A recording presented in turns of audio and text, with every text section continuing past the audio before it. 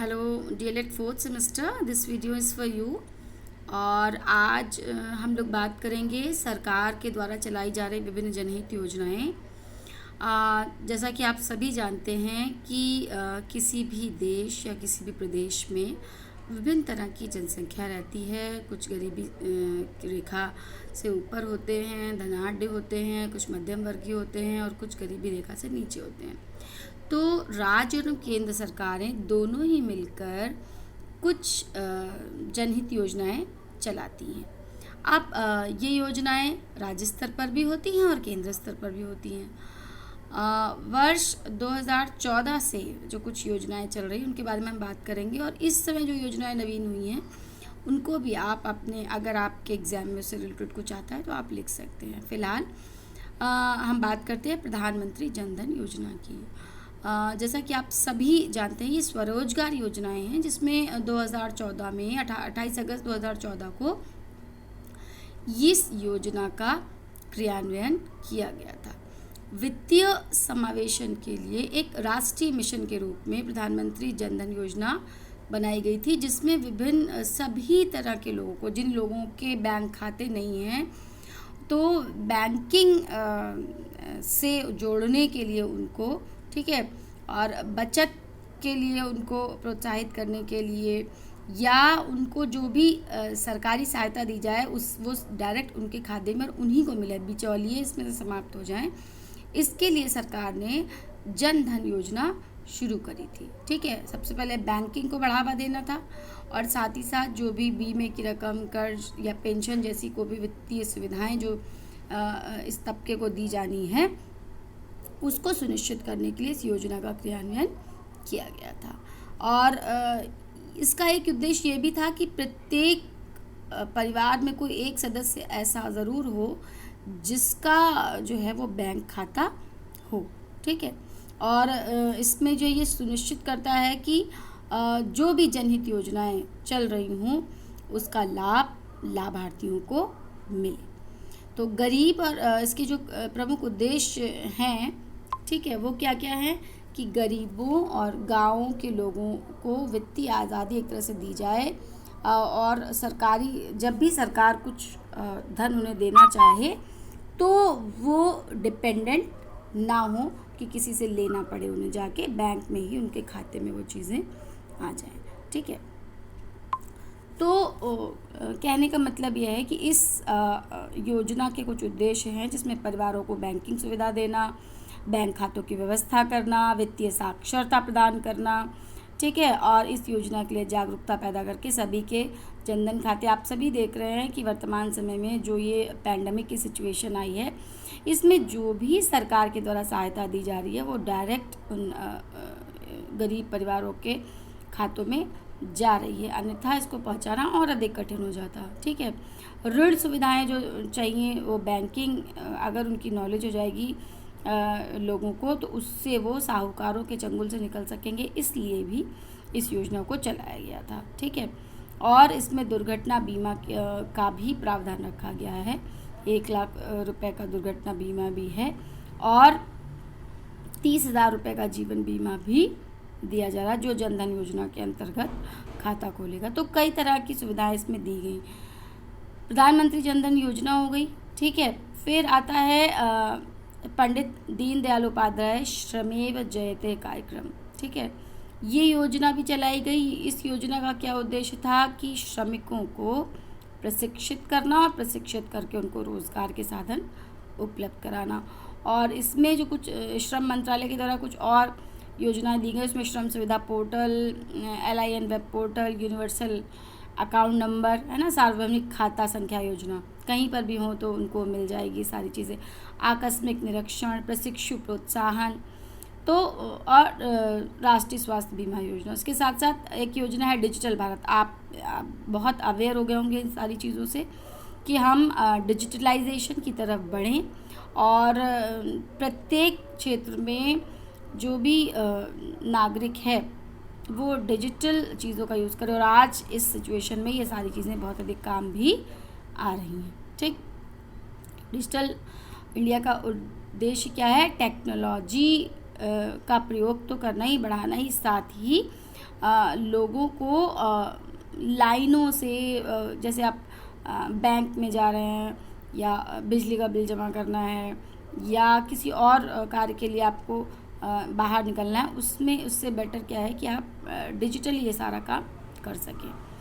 उत्तर प्रदेश उसके बाद इसके बाद इसमें जो इसमें मेंशन नहीं है वो आयुष्मान योजना भी चली थी, जो भारत सरकार की तरफ से चली, जिसमें कि स्वास्थ्य मंत्रालय के द्वारा ऐसे गरीब परिवारों को 5 लाख तक की धनराशि, मतलब वहाँ तक का अगर 5 लाख तक का किसी का बिल है तो वो उसकी सुविधा ले सकता है। तो आयुष्मान योजना भी चलाई गई और कहा जाता है कि चिकित्सा के क्षेत्र में सबसे बड़ी योजना ये चलाई गई है।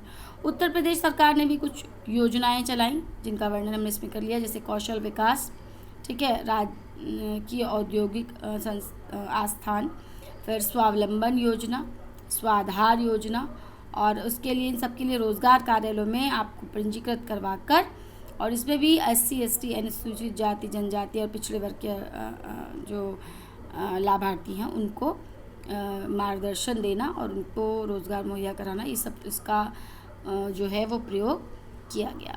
तो आज ये हमारा टॉपिक, ये सरकार की विभिन्न योजना, इसके साथ साथ हम जो एक टॉपिक पढ़ेंगे वो दूसरा टॉपिक है योजनाओं के बाद ग्लोबलाइजेशन, है ना। ये भी आपके में है, इसको ख़त्म कर देते हैं जल्दी से वरना बहुत ज़्यादा टाइम लग रहा है।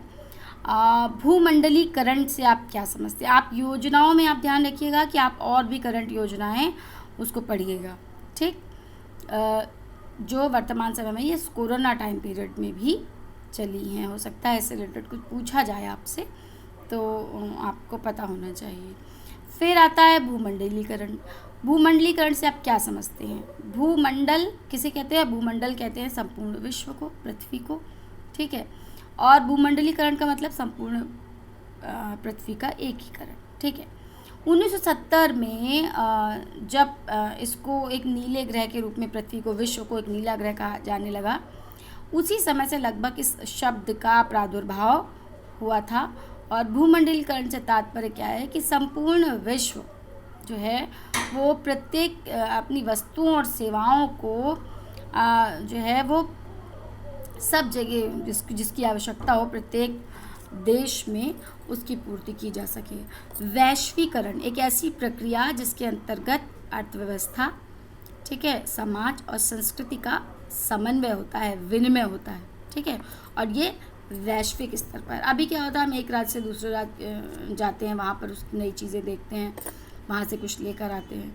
तो इसी तरह संपूर्ण विश्व को, जैसे भारत में वसुधैव कुटुंबकम की जो स्थिति थी, जो माना जाता था कि संपूर्ण विश्व एक परिवार है, उसी को कहीं ना कहीं माना गया इस भूमंडलीकरण में। और इसमें क्योंकि मनुष्य क्या है, एक ऐसा प्राणी है जो किसी न किसी चीज़ के लिए दूसरे पर निर्भर है, उसी तरह प्रत्येक देश भी अपनी आवश्यकताओं के लिए किसी न किसी दूसरे पर निर्भर है।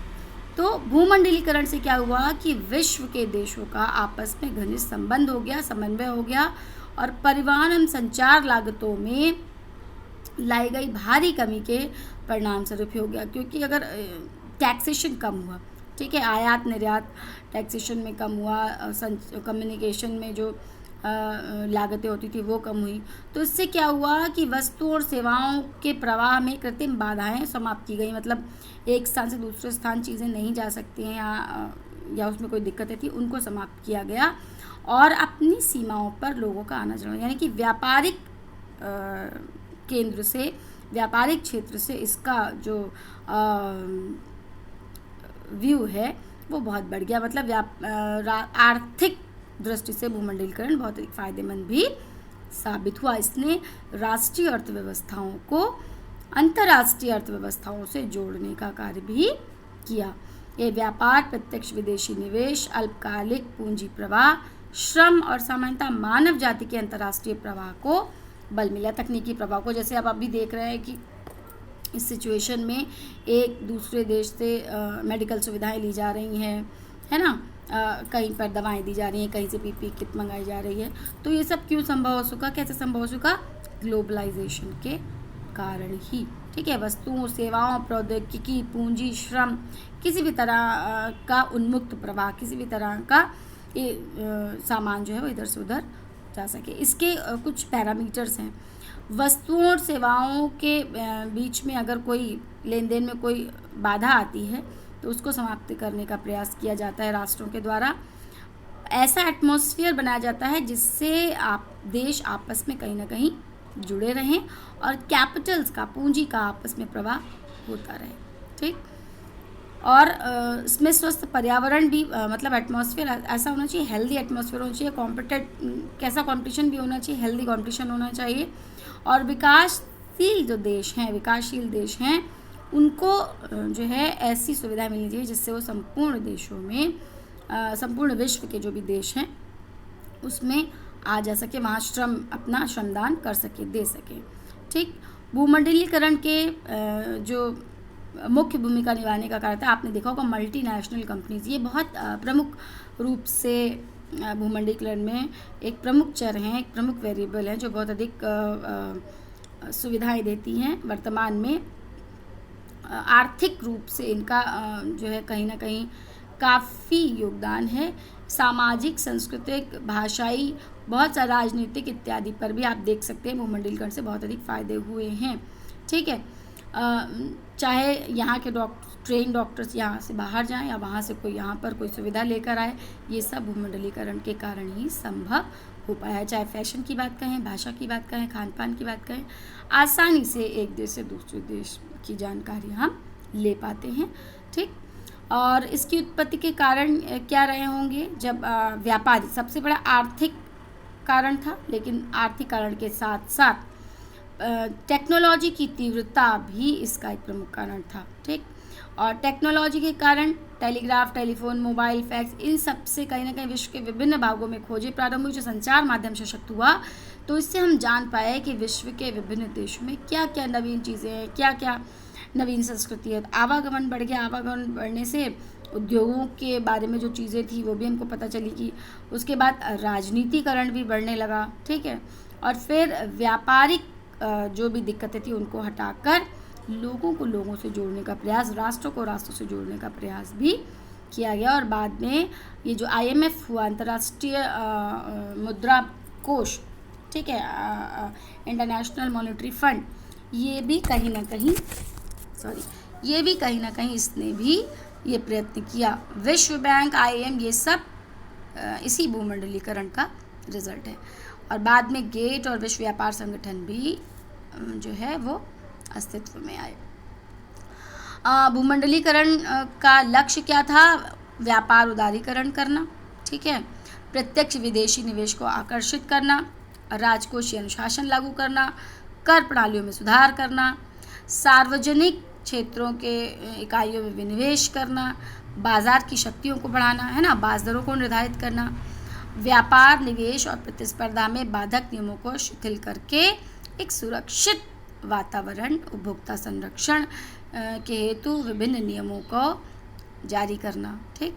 और संस्थागत सुरक्षा भी प्रदान करना, अंतर्राष्ट्रीय स्तर पर सहयोगों को विकसित करना। बहुराष्ट्रीय कंपनी किसे कहते हैं? ये आप एक वैसे आप इसको अपने एग्ज़ाम के लिए प्रैक्टिकल व्यू से इसका PPT भी बना सकते हैं। बहुत सारे बच्चों ने बनाया भी था लास्ट ईयर। भूमंडलीकरण के प्रभाव क्या हैं? बहुत सारे प्रभाव हैं, चाहे वो राजनीति पर हो, चाहे वो आर्थिक हो।